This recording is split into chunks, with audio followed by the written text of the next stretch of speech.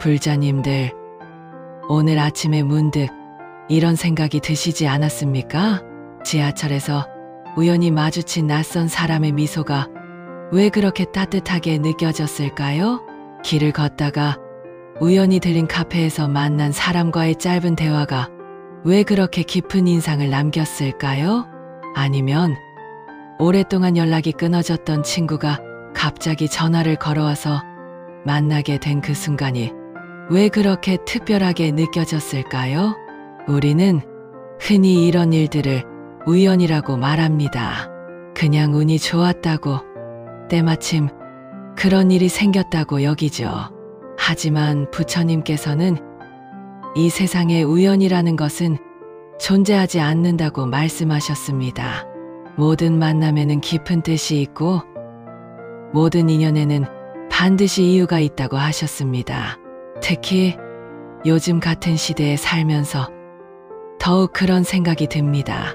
스마트폰 하나로 전 세계 사람들과 연결될 수 있는 시대인데도 정작 우리 곁에 있는 사람들과는 점점 멀어지고 있습니다. 가족들과 함께 있어도 각자 휴대폰만 바라보고 친구들과 만나서도 대화보다는 사진 찍기에 더 바쁩니다.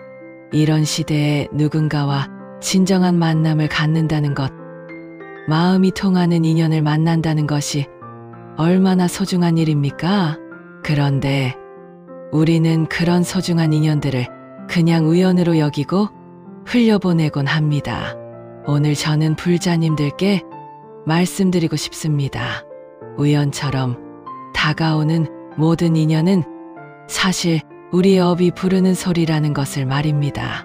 우리가 전생에서부터 쌓아온 선업과 악업이 천생에서 인연이라는 형태로 나타나는 것이라는 걸 말입니다. 그리고 이 인연을 어떻게 받아들이고 어떻게 대하느냐에 따라 우리의 미래가 결정된다는 것을 말입니다. 부처님께서는 화엄경에서 이렇게 말씀하셨습니다. 일체법은 인연으로 생한다. 모든 현상은 원인과 조건이 만나서 일어난다는 뜻입니다.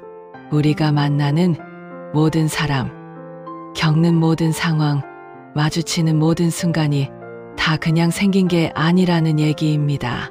오늘 저는 불자님들과 함께 이 깊은 진리에 대해 4가지로 나누어 살펴보겠습니다. 첫 번째로, 인연이 왜 우연이 아닌지에 대해 말씀드리겠습니다. 두 번째로, 우리의 업이 어떻게 인연을 만들어내는지 알아보겠습니다.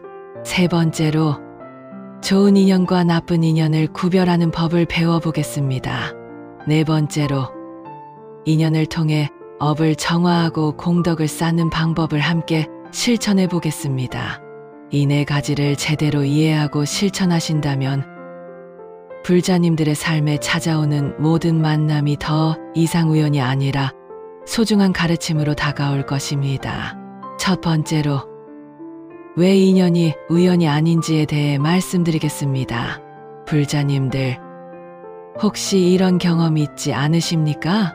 어떤 사람을 처음 만났는데 마치 오래전부터 알던 사람 같은 느낌이 드는 경우 말입니다. 아니면 전혀 모르는 낯선 곳에 갔는데 왠지 익숙하고 편안한 느낌이 드는 경우도 있을 것입니다. 이런 일들을 우리는 흔히 데자뷰라고 하거나 단순히 기분 탓이라고 넘어갑니다. 하지만 부처님의 가르침으로 보면 이는 결코 우연이 아닙니다. 부처님께서는 법화경에서 이렇게 말씀하셨습니다. 모든 중생은 무량겁 이래로 서로 부모 자식의 인연을 맺어왔다. 즉, 우리가 지금 만나는 모든 사람들과는 이미 전생에서부터 깊은 인연이 있었다는 뜻입니다. 어떤 사람은 전생의 부모였고, 어떤 사람은 형제였고, 어떤 사람은 스승이었고, 어떤 사람은 제자였습니다. 그 인연의 끈이 현생에서 다시 이어져서 우리를 만나게 하는 것입니다. 조주선사의 어록에 이런 말씀이 있습니다. 앞에 삼천불과 뒤에 삼천불이 다름이 없다. 과거와 현재와 미래의 모든 부처님이 하나로 연결되어 있다는 뜻입니다. 마찬가지로 우리의 모든 인연도 과거와 현재와 미래가 하나로 연결되어 있습니다. 지금 우리가 만나는 사람은 과거의 인연이 현재로 이어진 것이고 현재의 만남은 미래의 인연을 만들어 갑니다. 그렇다면 구체적으로 어떤 방식으로 이런 일이 일어나는 걸까요? 예를 들어 보겠습니다. 어떤 불자님이 길을 가다가 넘어진 할머니를 도와드렸다고 합시다. 그 할머니가 고마워하며 덕분에 큰 부상을 면했다고 인사를 하셨습니다.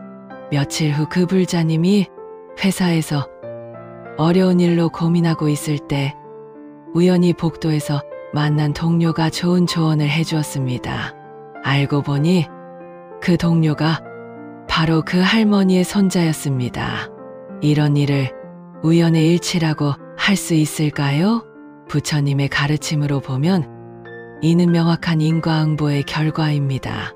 선한 일을 하면 선한 결과가 돌아오고 악한 일을 하면 악한 결과가 돌아오는 것이 우주의 법칙입니다.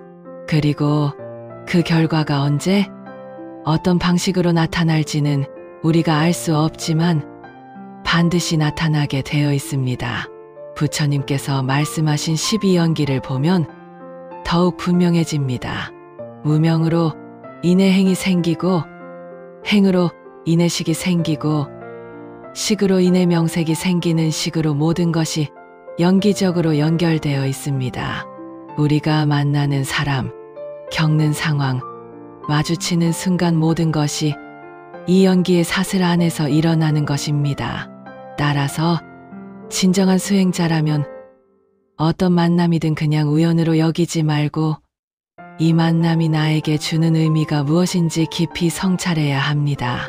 좋은 사람을 만나면 전생의 선업이 결실을 맺은 것에 감사하고 어려운 사람을 만나면 전생의 악업을 정화할 기회라고 받아들여야 합니다. 이렇게 보는 눈이 생기면 우리 삶의 모든 순간이 수행의 기회가 됩니다. 매일 만나는 사람들이 우리에게 무언가를 가르쳐주는 스승이 됩니다. 실제로 이런 마음으로 살아보시기 바랍니다. 오늘 만나는 사람들을 유심히 관찰해 보세요. 그들이 내게 어떤 메시지를 전해주는지, 어떤 가르침을 주는지 마음을 열고 받아들여 보세요. 아침에 일어나서 이런 발언을 해보시기 바랍니다.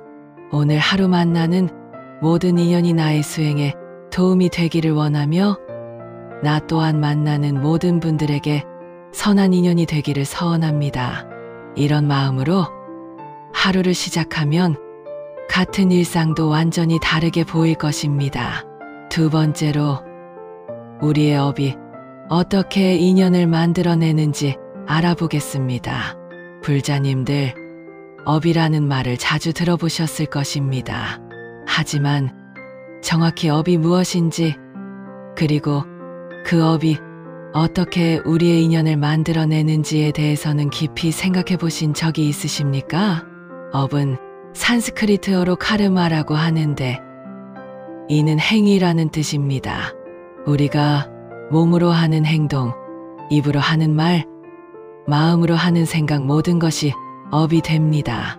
그리고 이 업은 반드시 결과를 가져온다는 것이 부처님의 가르침입니다. 유식론에서는 이를 종자설로 설명합니다. 우리의 모든 행위는 아래야식의 종자로 저장되고 때가 되면 그 종자가 발아에서 결과로 나타난다는 것입니다.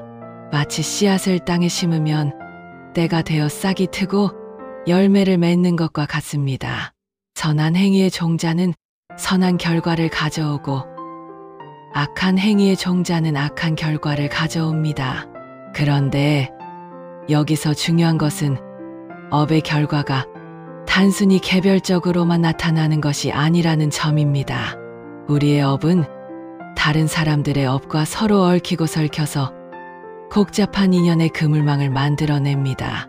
예를 들어 설명해 보겠습니다. 어떤 분이 젊은 시절에 가난한 친구를 많이 도와주었다고 합시다. 돈을 빌려주기도 하고 일자리를 소개해 주기도 하고 어려울 때마다 힘이 되어 주었습니다. 그런데 그 당시에는 친구가 고마워만 할 뿐 딱히 보답을 하지 못했습니다. 세월이 흘러 그분이 나이가 들어 사업이 어려워졌습니다. 그런데 어느 날 갑자기 예상치 못한 곳에서 큰 도움이 찾아왔습니다. 알고 보니 그때 도움을 받았던 친구가 성공해서 은혜를 갚고 싶어 했던 것입니다. 이런 일을 우연이라고 할 수 있을까요? 부처님의 가르침으로 보면 이는 명확한 업보의 결과입니다. 과거에 심은 선업의 종자가 때가 되어 결실을 맺은 것입니다. 하지만 여기서 더 깊이 살펴봐야 할 점이 있습니다. 왜 하필 그 시점에 그 방식으로 도움이 왔을까요? 이는 개업과 공업이 함께 작용한 결과입니다. 개업은 개인의 업을 뜻하고 공업은 여러 사람이 함께 만든 업을 뜻합니다. 우리가 만나는 인연들은 개인의 업만으로 만들어지는 것이 아닙니다. 관련된 모든 사람들의 업이 서로 맞아떨어질 때 비로소 만남이 이루어집니다. 아까 예시에서도 도움을 준 분의 선업과 도움을 받은 분의 감사한 마음, 그리고 때가 되어 보답하고 싶어 하는 마음이 모두 맞아떨어져야 그런 만남이 가능했던 것입니다. 원효대사께서는 이에 대해 이렇게 말씀하셨습니다. 모든 법은 일심에서 나온다. 모든 현상은 하나의 마음에서 비롯된다는 뜻입니다. 개별적으로 보면 서로 다른 사람들의 서로 다른 업인 것 같지만 궁극적으로는 모두 하나의 법계에서 일어나는 일입니다. 따라서 나의 업과 상대방의 업이 따로 있는 것이 아니라 서로 연결되어 하나의 큰 인연을 만들어가는 것입니다. 그렇다면 우리는 어떻게 해야 할까요? 먼저 자신의 업을 점검해야 합니다. 지금까지 어떤 행동을 해왔는지, 어떤 말을 해왔는지, 어떤 생각을 해왔는지 돌아보아야 합니다. 좋은 인연을 만나고 싶다면 먼저 자신이 좋은 업을 지어야 합니다. 매일 저녁 하루를 되돌아보는 시간을 가져보시기 바랍니다. 오늘 누군가에게 도움이 되는 일을 했는지, 상처를 주는 말을 하지는 않았는지, 선한 생각을 했는지 점검해 보세요. 그리고 잘못한 일이 있다면 참회하고 잘한 일이 있다면 그 공덕을 모든 중생에게 회양하세요. 또한 앞으로 만날 인연들을 위해 미리 선업을 지어놓는 것도 중요합니다. 길에서 만나는 사람들에게 미소를 지어보세요. 어려운 사람을 보면 도와주려고 노력해보세요. 누군가 힘들어할 때 위로의 말을 건네보세요. 이런 작은 선행들이 쌓이고 쌓여서 미래의 좋은 인연을 만들어냅니다. 그리고 이미 만난 인연들도 소중히 여겨야 합니다. 지금 내 곁에 있는 가족, 친구, 동료들도 모두 깊은 인연으로 만난 사람들입니다. 이들과의 관계를 더욱 깊이 있게 발전시켜 나가려고 노력해야 합니다. 세 번째로 좋은 인연과 나쁜 인연을 구별하는 법에 대해 말씀드리겠습니다. 불자님들, 우리 삶에는 여러 종류의 인연들이 찾아옵니다. 어떤 인연은 우리에게 기쁨과 행복을 가져다주고 어떤 인연은 고통과 시련을 안겨줍니다. 그런데 여기서 중요한 것은 겉으로 보기에 좋아 보이는 인연이 항상 진짜 좋은 인연은 아니라는 점입니다. 반대로 처음에는 괴롭고 힘들어 보이는 인연이 결국 우리에게 큰 가르침을 주는 경우도 많습니다. 부처님께서는 이에 대해 4가지 종류의 인연이 있다고 말씀하셨습니다. 첫째, 보은의 인연입니다. 전생에 우리에게 은혜를 베풀어준 이들이 이 생에서 우리를 돕기 위해 찾아오는 경우입니다. 이런 인연을 만나면 큰 어려움 없이도 많은 도움을 받게 됩니다. 둘째, 보원의 인연입니다. 전생에 우리가 은혜를 베풀어준 이들이 이 생에서 그 은혜를 갚기 위해 찾아오는 경우입니다. 이런 인연을 만나면 우리가 어려울 때 의외의 도움을 받게 됩니다. 셋째, 토체의 인연입니다. 전생에 우리가 누군가에게 빚을 졌고 그 빚을 갚기 위해 만나는 인연입니다. 이런 인연을 만나면 우리가 많은 것을 주고 도와주게 됩니다. 넷째, 토명의 인연입니다. 전생에 우리가 누군가의 목숨을 해쳤고 그 업보를 갚기 위해 만나는 인연입니다. 이런 인연을 만나면 많은 고통과 시련을 겪게 됩니다. 그런데 여기서 중요한 것은 어떤 인연이든 모두 우리의 수행에 도움이 될 수 있다는 점입니다. 좋은 인연을 만나면 감사하는 마음을 키우고 더 많은 선업을 짓게 됩니다. 어려운 인연을 만나면 참을성을 기르고 전생의 업장을 소멸시킬 수 있습니다. 한산선사의 시에 이런 구절이 있습니다. 한사문등 묻습니다. 세상에 사람이 나를 욕하고 나를 속이고 나를 해치고 나를 비웃고 나를 업신여기고 나를 천하게 보고 나를 미워하면 어떻게 해야 하는가? 습득이 답합니다. 그런 사람을 그냥 참고 견디고 그대로 두고 피하고 있게 내버려 두고 몇 년 후에 다시 보라. 이 시에서 알 수 있듯이 겉으로 보기에 나쁜 인연이라고 해서 무조건 피하려고만 해서는 안 됩니다. 오히려 그런 인연을 통해 자신의 마음을 닫고 업장을 소멸시킬 기회로 삼아야 합니다. 그렇다면 구체적으로 어떻게 구별해야 할까요? 먼저 그 인연이 우리에게 어떤 영향을 미치는지 살펴보아야 합니다. 좋은 인연은 우리로 하여금 더 선한 마음을 갖게 하고 더 많은 공덕을 짓게 합니다. 그 사람과 함께 있으면 마음이 평안해지고 불법에 대한 신심이 더 깊어집니다. 반면 나쁜 인연은 우리의 마음을 어지럽히고 악업을 짓게 만듭니다. 그 사람과 함께 있으면 화가 나거나 욕심이 생기거나 어리석은 생각을 하게 됩니다. 하지만 여기서 조심해야 할 점이 있습니다. 때로는 좋은 인연도 처음에는 시험을 주기도 합니다. 진정한 스승일수록 제자를 엄하게 가르치고 때로는 힘든 시련을 주기도 합니다. 또한 나쁜 인연도 처음에는 달콤한 유혹으로 다가오기도 합니다. 악마는 항상 천사의 모습으로 나타난다는 말이 있지 않습니까? 따라서 성급하게 판단하지 말고 충분히 관찰하고 지켜봐야 합니다. 그리고 무엇보다 중요한 것은 부처님의 가르침에 비추어 보는 것입니다. 그 인연이 우리를 부처님의 가르침에 더 가깝게 하는지 아니면 멀어지게 하는지를 기준으로 판단해야 합니다. 팔정도에 맞는 삶을 살도록 도와주는 인연이라면 좋은 인연이고 팔정도에서 벗어나게 하는 인연이라면 나쁜 인연입니다. 실제로 이렇게 실천해 보시기 바랍니다. 새로운 사람을 만날 때마다 그 사람이 내게 미치는 영향을 주의 깊게 관찰해 보세요.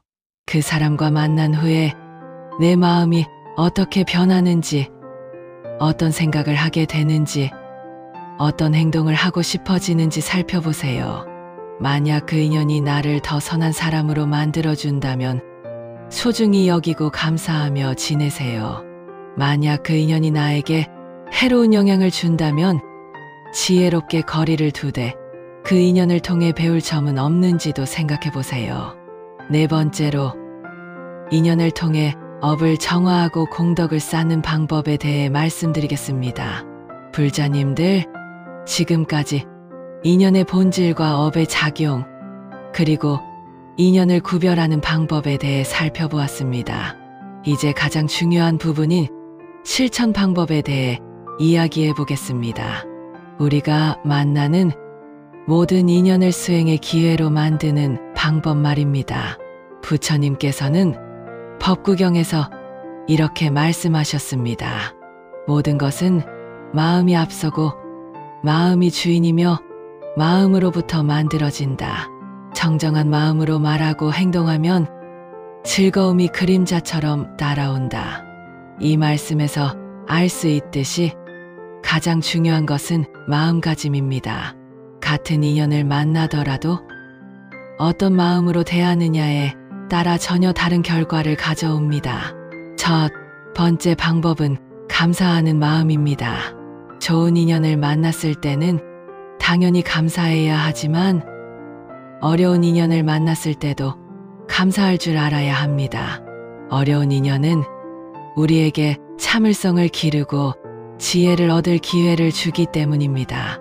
또한 전생의 악업을 소멸시킬 수 있는 기회이기도 합니다. 원효대사께서 깨달음을 얻으신 것도 해골바가지에 든 물을 마시고 구역질이 날 때였습니다. 그 순간 대사께서는 모든 것이 마음에 달려있다는 것을 깨달으셨습니다. 우리도 어떤 상황에서든 감사하는 마음을 가져야 합니다.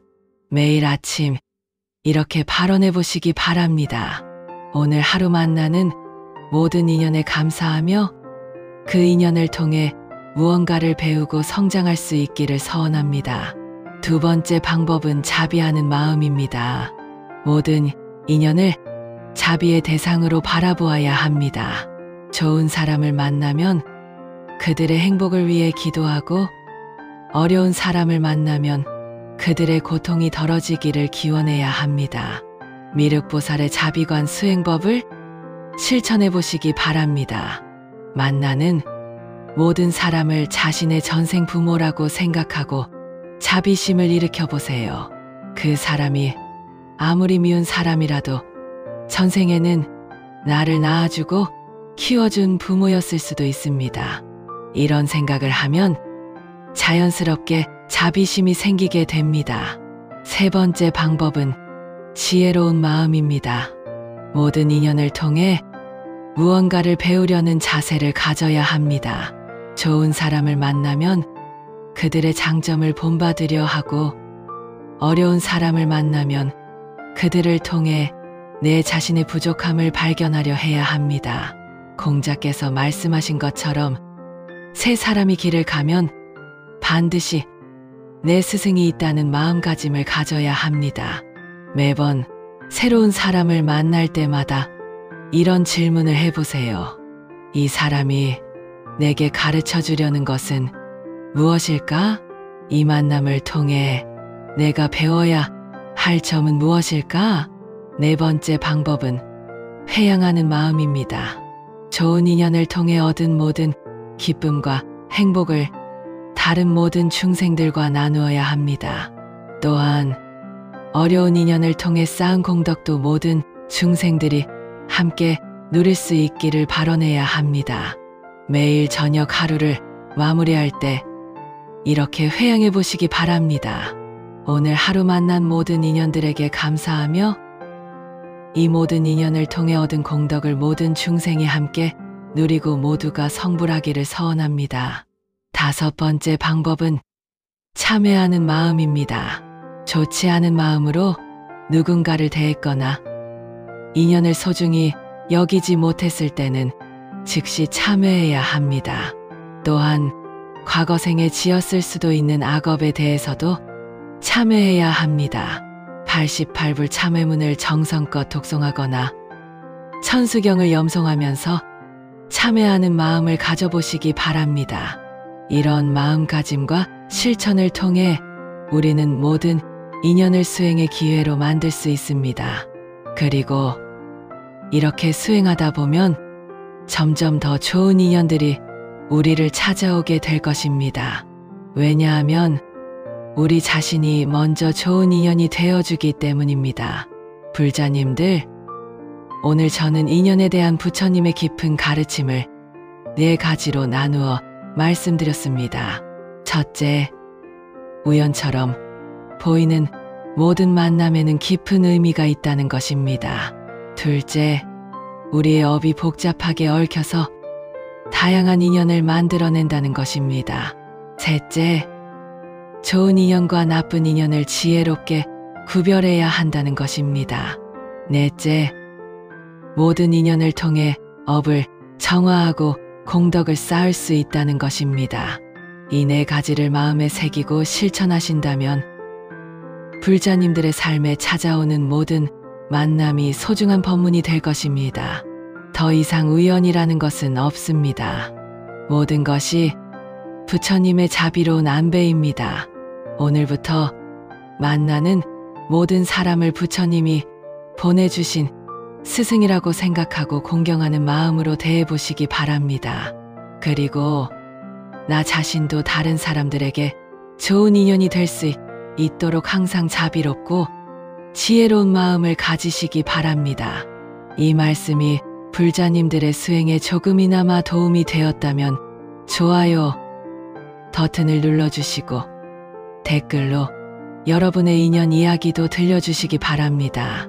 모든 중생이 좋은 인연을 만나고 모든 업장이 소멸되어 함께 성불하기를 서원하며 오늘 법문을 마치겠습니다. 나무 아미타불 관세음보살